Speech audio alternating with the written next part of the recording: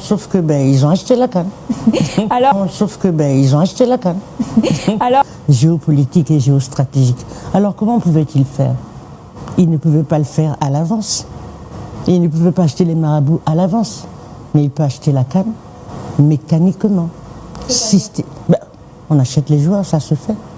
Ah d'accord. On achète la technostructure, ça se fait. Parce que d'accord, les Ivoiriens, on nous dit qu'ils nous ont battus en matière d'infrastructure, c'est les premiers du monde. Eh bien, qu'ils aillent en Sibérie, ils verraient comment ça se passe là-bas. Mais tant pis si c'est beau. Mais n'empêche qu'avec toute cette magistrale mise en scène, Ouattara ne pouvait pas laisser partir la Côte d'Ivoire.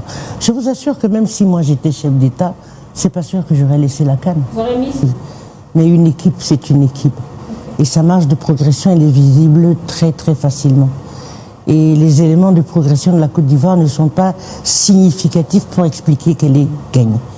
Sauf que ils ont acheté la canne. Il ne s'agit pas d'une blogueuse, il ne s'agit pas d'une influenceuse, mais il s'agit d'une journaliste renommée, réputée, une journaliste de classe mondiale, chevronnée, reconnue au Cameroun, au nom de Suzanne Kalalobé. C'est pas n'importe qui. Dans le paysage médiatique camerounais, c'est quand même Suzanne Kalalobé. Vous avez bien écouté ce qu'elle a dit. Mesdames, messieurs, elle a dit clairement que la Côte d'Ivoire a acheté la canne. La Côte d'Ivoire a acheté la canne. La Côte d'Ivoire a acheté au niveau de la technostructure la canne. Ce sont ses propos. La Côte d'Ivoire, la victoire était une victoire gombotique. Voilà, qui veut dire. Gombotique, elle parle de corruption. Voilà. La Côte d'Ivoire est une victoire géostratégique. Ce sont ces mots qu'elle a employés.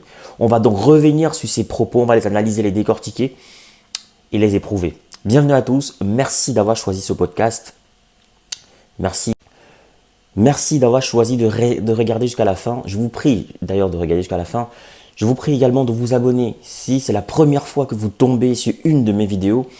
Je vous prie également de partager au maximum si vous aimez la vidéo, de faire un commentaire parce que nous sommes en démocratie, que votre avis nous intéresse et qu'ensemble nous construisons bien sûr la réflexion sur l'actualité. Ensemble, nous essayons de la comprendre. Et je rappelle à tous ceux qui demandent toujours quelle est ma ligne éditoriale. Ma ligne éditoriale, c'est discerner le vrai du faux dans l'actualité. Je vais donc aller critiquer ces propos de Suzanne Kalalobé, qui est une aînée dans la profession, dans les médias, mais je vais prendre cette lourde tâche de la critiquer, parce que c'est pas facile de critiquer une dame comme Suzanne Kalalobé, mais je vais le faire. Donc la vidéo commence tout de suite. On parle donc de Suzanne Kalalobé, journaliste chevronnée camerounaise, qui a dit dans une interview accordée aux médias appelés Dash TV, elle a affirmé sans détour que la Côte d'Ivoire a acheté cette canne, que la Côte d'Ivoire a acheté sa victoire à la canne, elle l'a acheté au niveau de la technostructure. On va commencer pas à pas. Voilà, le fait de dire que la Côte d'Ivoire a acheté cette victoire, rien que cette affirmation, c'est une affirmation, excusez-moi, Suzanne Kalalobé, c'est peut-être ma mère ou ma grand-mère. Elle connaît le journalisme, elle connaît les codes du journalisme. Je vais rien lui apprendre. Mais je vais aller quand même sur cette convention, sur ces représentations qui régissent la profession, en disant que déjà l'affirmation match acheté de la Côte d'Ivoire ne peut pas être faite dans un contexte journalistique. Pour une journaliste, elle ne peut pas faire ce genre d'affirmation. Ça ne peut pas se faire en journalisme en fait. Elle peut pas. Elle devrait parler conditionnel, puisqu'elle n'en a pas la preuve. Elle ne peut pas prouver ce qu'elle dit. Donc en tant que journaliste, en tant que journaliste, c'est une faute déontologique. En tant que journaliste, c'est une faute déontologique. Voilà. Bon, maintenant on peut l'excuser en se disant qu'elle est invitée dans un programme. Et en tant qu'invitée dans un programme, elle a aussi le droit de donner son opinion. Les opinions ne sont pas interdites aux journalistes du moment où ils retirent leur casquette de journaliste. Donc, je mets donc cette affirmation sur le compte de son opinion personnelle, mais qui ne repose sur aucun fait, qui ne repose sur aucune preuve tangible, qui ne repose sur aucune investigation claire, aucune étude, aucune recherche. Donc, ce sont des affirmations gratuites. Suzanne Kalalobé, ce sont des affirmations gratuites. Comprenez? Ok. Je poursuis. J'ai terminé avec l'affirmation là, je la bats en brèche. On prend la prochaine. Prochaine affirmation. Achat d'une. Voilà, achat de la coupe par la technostructure avec la CAF. Voilà. Donc, en gros, si on analyse la phrase, donc en gros, en analysant cette affirmation de Suzanne Kalobey, ça voudrait dire que la Côte d'Ivoire aurait corrompu la CAF et la FIFA. En l'occurrence, Motsepe et Infantino. Donc, la Côte d'Ivoire aurait acheté la FIFA et la CAF. Ce sont des affirmations très graves.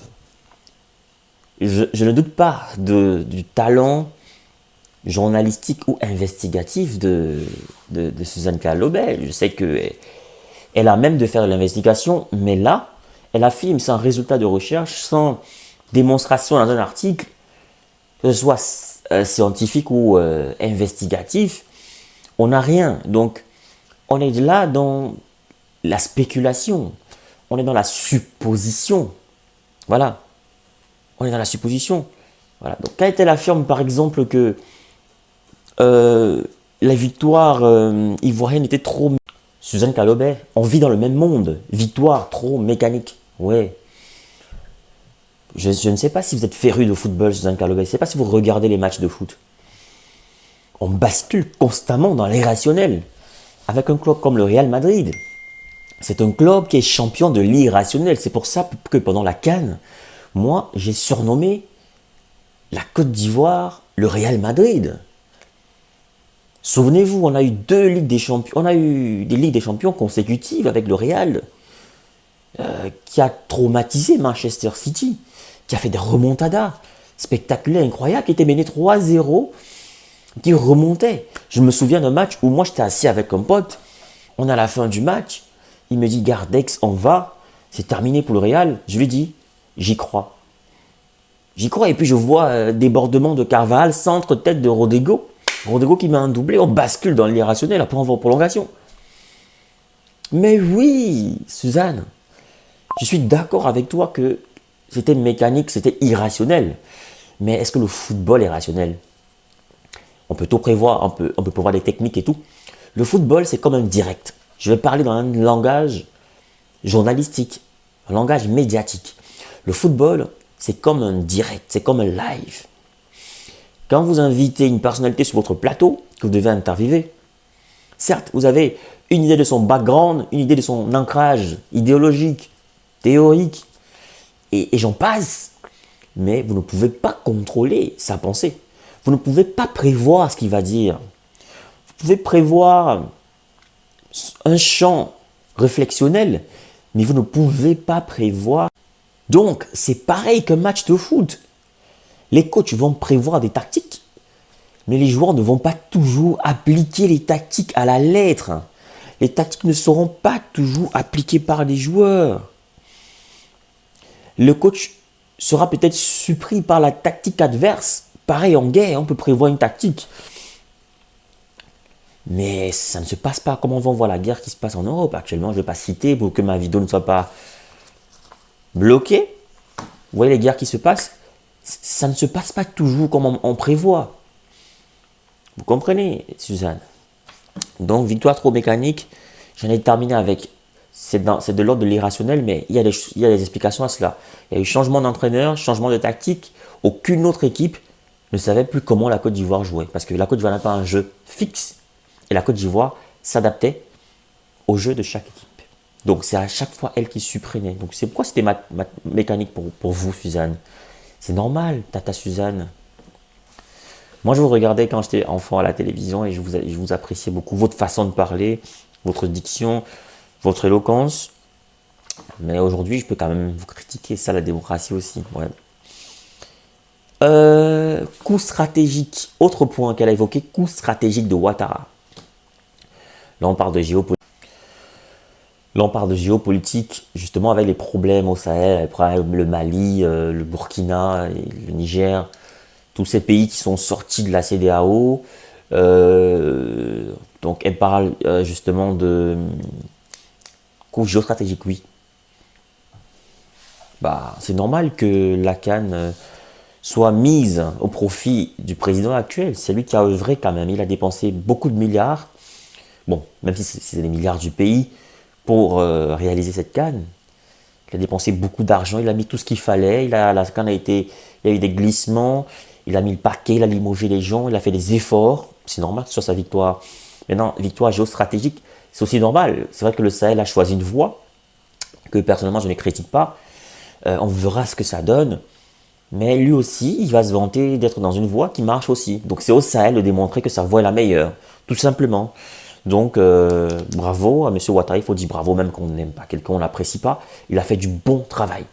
Merci d'avoir regardé cette vidéo, j'espère que ça vous a éclairé, que ça vous a rassuré, que ces propos de Suzanne Kalobey, certes une grande journaliste, mais c'est des propos plus dans l'émotion, dans les élucubrations, mais sans aucun fondement.